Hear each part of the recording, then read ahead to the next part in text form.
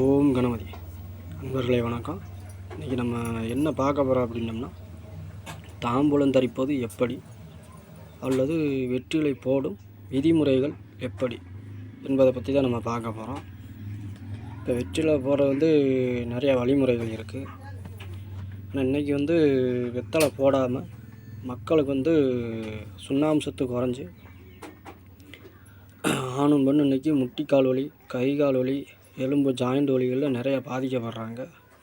இதுக்கு மெயினாக என்ன காரணம்னா வெத்தலை விடாத ஒரு காரணம் தான்.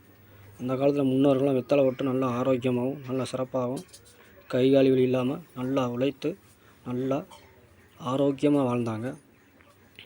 இதை வெத்தலை எப்படி போடணும், என்னென்ன செய்யணும் என்பதை நம்ம பார்ப்போம். வெத்தலை அதாவது காலையில் வெத்தலை போடும்போது பாக்கை கூட்டியும் பாக்கை 2 பாக்கு கூட்டி போட்டுக்கணும். அப்படி கூட்டி போட்டால் அப்படின்னம்னா ரொம்ப இதாக இருக்கும். மாலை வேலையில் சுண்ணாம்பு கூட்டி போட்டுக்கணும். சுண்ணாம்பை கூட்டி போட்டு வெத்தலையும் குறைச்சி பாக்கையும் குறைச்சி சுண்ணாம்பை கூட்டி போடணும். மாலை இரவு வெத்தலையை கூட்டி சுண்ணாம்பையும் பாக்கையும் குறைச்சி அப்படி போட்டு வரணும். அப்படி போட்டு வந்தால் அப்படின்னம்னா உடம்பு நல்லாயிருக்கும்.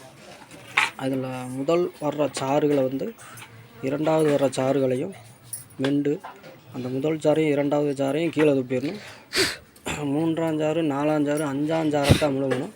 அப்படி முழுங்கினாலே நமக்கு போதுமான மருத்துவ குணங்கள் கிடச்சிரும். அதுவே நமக்கு போதுமானது.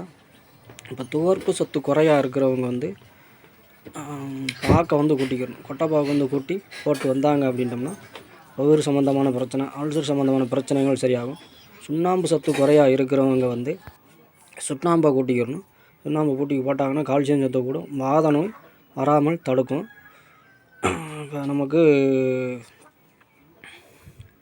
விசக்கடி இருக்கிறவங்க உடம்புல விசக்கடி அரிப்பு இருக்கிறவங்க வெற்றிலையை கூட்டி மிளகு இதோடு சேர்த்து வச்சு சாப்பிட்டாங்க அப்படின்னம்னா விசக்கடிகள் இதாகும்.